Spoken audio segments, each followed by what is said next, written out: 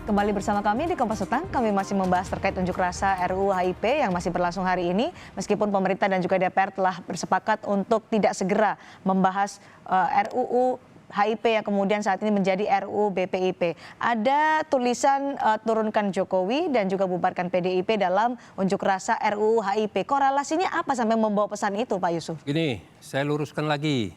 Pertama, pemerintah menyatakan apabila DPR telah mengirim kepada pemerintah, maka pemerintah akan menghentikan. Ternyata pemerintah bohong, ternyata DPR telah mengirim kepada pemerintah. Baru hari ini pemerintah mengembalikan kepada DPR di saat aksi sudah di mana-mana, di beberapa daerah.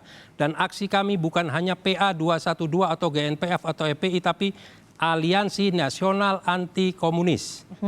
Yang berteriak turunkan Jokowi bukan hanya Aliansi Nasional Anti Komunis, tapi termasuk dari Ormas Buruh. Baik, kenapa yang didemo adalah RUU HIP tapi ada pesan itu? Nah, sekarang pertanyaan saya, kalau seandainya awalnya RUU HIP sekarang akan beralih ke BPIP, ya kan? Di sini jelas pada poin nomor 6 surat pernyataan kami menyatakan apabila pada nomor 6, apabila Presiden Joko Widodo memberi peluang atau akan mengubah Pancasila menjadi Trisila dan Ekasila serta membangun kerjasama dengan Partai Komunis Cina. Apabila, ya jangan salah. Ya, jadi itu. Kalau ditanya kenapa ada yang sebut-sebut nama partai, ada kemungkinan dengan mulai aksinya dan dibahasnya RUU HIP ini ternyata diketahui bahwa di ADART dari salah satu partai ini sama isinya, yaitu Trisila, Ekasila dan akan menjadi gotong royong. Bagaimana Anda menanggapi ini? Itu, nanti dulu. Waktu pertemuan kami di DPR pun mengindikasikan bahwa ini ada partai besar yang sebagai inisiator. Oke, baik Pak Ade silakan. Bagaimana Anda menanggapi ini? Ya, jadinya memang kesannya akhirnya ini bukan ditujukan semata-mata untuk menolak Undang-Undang HIP. Ini sebetulnya entah ditunggangi, entah memang tujuan awalnya adalah termasuk di dalamnya menggulingkan Presiden Jokowi. Ya. Dan ini bukan sesuatu yang baru karena memang 212 adalah pihak yang selama ini berseberangan dengan pemerintahan Jokowi. Nah, tapi buat kita saya bukan pendukung RUU HIP, ya, saya sama sekali tidak ada kaitannya sama RUU HIP. Cuman saya sebagai bagian dari warga masyarakat kan menilai apakah pemerintah kita ini memang menunjukkan adanya indikasi ke arah komunisme, ya. Kalau itu terjadi ya kita semua juga akan melawan kan. Tapi dengan mudah kita mengetahui bahwa pertama-tama sebenarnya rumusan pasal yang Trisila Ekasila dan sekarang pemerintah sudah mengatakan dan juga DPR ya mengatakan bahwa itu akan dihilangkan. Maka sebetulnya alasan untuk menyatakan bahwa RUU ini adalah bermuatan komunisme itu sudah gugur. Ya. Tidak ada alasan berarti ya? Tentu saja kita harus menunggu perkembangannya kemudian. Ya. Kan tadi dikatakan dalam butir 6 itu adalah kalau sampai gitu ya, Pak Jokowi masih menunjukkan adanya indikasi ke arah itu, maka itu tentu akan ditolak. Ya saya juga akan menolak, kami juga akan menolak seandainya ada indikasi ke arah komunisme. Nah kedua soal partai PDIP ini kita memang tahu adalah partai yang memang dekat sekali dengan semangatnya Bung Karno. Trisila Ekasila itu kan gagasannya Bung Karno, bukan gagasan komunis sebetulnya, ya. Karena Bung Karno sama sekali tidak komunis kan. Nah jadi itu adalah gagasan Bung Karno dalam pidatonya 1 Juni 1945. Itu yang kemudian ingin dimasukkan oleh walaupun kata PDIP ini sebenarnya idenya bukan ide PDIP tapi Gerindra, ya. Tapi lagi-lagi saya ingin katakan, kalaupun ini PDIP, kalaupun ya, dan kalaupun ini Gerindra, it has nothing to do sama komunisme, ya. Jadi tidak ada hubungannya dengan komunisme. Tidak ada hubungan sama sekali dengan komunisme. Ini gagasan Trisila Ekasilanya Bung Karno yang seperti saya katakan sebetulnya dilihat dari kerangka undang-undang HIP ini, pasal 67 itu dihilangkan. Nggak ada masalah sama sekali. Jadi menuduh PDIP sebagai partai yang anti Pancasila dan harus dibubarkan, lagi-lagi berlebihan. Sehingga kesimpulan kita semua adalah misalnya gini, kalau MUI kan Pak Yusuf bilang ini merujuk pada MUI kan. MUI kan sederhana, undang-undang HIP-nya ditolak. Tapi tidak menyebut-nyebut soal pemakzulan Jokowi, tidak menyebut apa-apa soal pembubaran PDIP. Jadi kalau saja kita bersedia kembali ke tujuan semula, bahwa ini adalah penolakan terhadap masuknya gagasan komunisme terhadap di dalam RUHIP, ya marilah kita fokus di sana supaya kita jangan berantemnya berlebihan gitu loh. Oke, jangan berlebihan. Ada Pak Ade tadi saya menggarisbawahi jangan-jangan ditunggangi tujuan utamanya memang untuk memakzulkan. Ya, tadi ada keterangan dari Pak Ade loh ya, bukan dari saya ya. Bukan PDIP tapi Gerindra. Kan begitu ya. Nah, sementara waktu Gerindra menemui kami, ada Gerindra, ada Golkar, ada Nasdem menyatakan ada partai besar sebagai inisiatornya dan kami akan mengusut. Akan mengusut sesuai dengan surat pernyataan yang kami sampaikan. Jadi tolong dibaca di Undang-Undang nomor 27 1999 itu jelas 107B itu menyatakan ini bisa dituntut 20 tahun penjara. Oke. Jangankan lagi merubah, jangankan lagi mengganti, merubah saja sudah nggak boleh. Pancasila itu sudah selesai. Katanya aku Pancasila, katanya Pancasila sebagai dasar negara. Kok mau diacak-acak, dirubah-rubah lagi? Sementara yang dulu kami dibilang anti Pancasila, kami sekarang yang akan melindungi Pancasila. Nah ini kan berbalik-balik ini. Pak Ade, konsep Trisila, Ekasila itu akan mengacak-acak Pancasila seperti yang dinilai oleh Pak Yusuf Martak? Ya enggak lah, itu gagasannya adalah kalau mau dicari kalau kita kembali ke Bung Karno ya, Bung Karno kan bicara tentang dari 5 ini kalau kita mau sederhanakan menjadi 3, kalau kita mau sederhanakan menjadi 1. Tapi itu betul-betul sekedar gagasan filosofis, bukan untuk mengubah.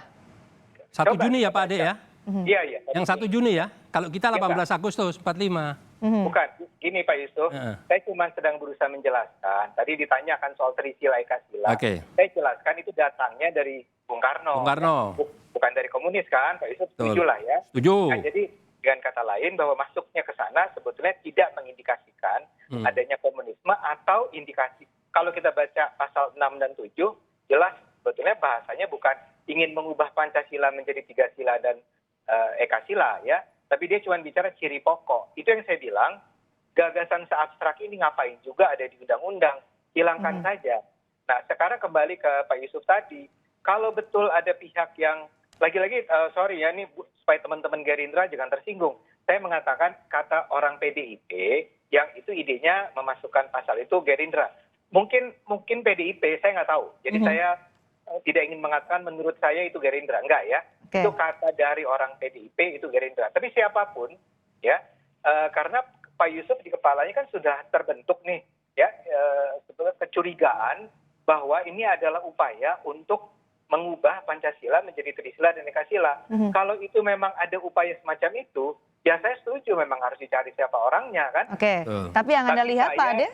Saya tidak melihat indikasi semacam itu. Jadi saya sih senang saja kalau ada teman-teman yang berusaha mencari informasi mengenai asbabun nuzul dari kelahiran si pasal 67 itu menarik untuk dipelajari. Tapi marilah supaya jangan berkepanjangan, kita jangan sampai kemudian saling antar anak bangsa ini saling menuduh. Saya setuju tadi yang dikatakan Pak Yusuf. Tadi Pak Yusuf bilang kami dituduh anti Pancasila. Enggak, kan itu menunjukkan betapa tidak menyenangkan dituduh anti Pancasila kan. Baik, soal tadi pemakzulan Jokowi yang kemudian ada di bawah di spanduk ya. Tadi disebutkan oleh Pak Yusuf karena ini ada arahnya soal komunisme. Saya 2 kali, Mbak, 4-5 kali ngomong pemakzulan Jokowi. Namakan itu. Jangan, saya tidak pernah bicara. Saya udah jelaskan tadi. Iya, tapi pada saat unjuk rasa ada tulisannya. Bukan saya. Bukan Anda? Bukan. Kan saya bilang itu aliansi terdiri dari 100 ormas yang tidak mungkin kami mengontrol. Ini tidak ada strukturnya, tidak ada apa. Ini pernyataan bersama. Yang prihatin melihat negara dalam kondisi kayak begini. Di saat COVID ada undang-undang Minerba, ada undang-undang COVID, ada undang-undang semua mau dipaksakan. Omnibus Law, semua mau dipaksakan sekarang. Nah bagaimana, apa kita suruh diam? Pak Ade. Mungkin dong. Ya, sebetulnya menarik ya memang contoh dari penolakan terhadap RUU Cipta Kerja itu menurut saya jadinya lebih kelihatan fokus ya. Karena dengan teman-teman buruh ini, itu menyebut secara tegas pasal mana yang merugikan mereka, bagian mana dari. Jadi bukan the whole undang-undang, tidak secara keseluruhan undang-undang Cipta Kerja itu ditolak, tapi ada bagian-bagian yang mereka tolak. Nah sebetulnya kalau saja penolakan terhadap RUHIP itu juga bisa lebih spesifik seperti itu, karena saya yakin kalau dibaca, sebetulnya kita semua baca, banyak dari RUU HIP ini yang sangat berpihak pada rakyat kan, Ya. kalau kita baca ya. Jadi sebetulnya diskusinya, perdebatannya, adu idenya akan jauh lebih menarik seandainya memang tadi disebut pasalnya yang mana, salahnya di mana, dan kalau itu memang sesuatu yang luar biasa membahayakan, marilah kita kejar bersama. Baik, Tapi tanpa kembali, membawa pesan-pesan lain menurut Pak Ade ya. itu Cindy, saya setuju Cindy. Jadi dan Pak Yusuf sudah mengatakan bahwa itu bukan datang dari alumni 212 ya. Oke. Walaupun barangkali gini Pak Yusuf tetap sebetulnya berharap tetap menolak Jokowi lah ya, kira-kira begitu. Tapi sebetulnya itu bukan bagian dari pesannya RUU HIP. Saya pikir ini harus jelas nih bahwa Persatuan Alumni 212 tidak menuntut Jokowi mundur, tidak menuntut PDIP bubar kalau saja pasal-pasal itu sebetulnya tidak ada lagi gitu kan. Tapi memang kalau udah di lapangan sih memang bisa siapapun. Kebetulan itu yang tertangkap kamera soalnya. Baik, pertanyaan terakhir untuk Pak Yusuf dan juga Pak Ade, karena pada saat ini pembahasan sudah dialihkan tidak kembali RUU HIP tapi RUU BPIP dan tidak akan segera dibahas oleh pemerintah DPR, masih mendengarkan masukan dari masyarakat. Apa kemudian yang harus dilakukan? Apakah ini akan mengakhiri polemik terkait dengan RUU HIP dan juga RUU BPIP? Pak Yusuf, akankah ini berhenti? Sebenarnya kan kita ini bercermin daripada pimpinan, ya baik pimpinan negara maupun legislatif. Kalau pimpinan negara saja sudah tidak memberikan informasi yang jelas, kita mau melihat kepada siapa?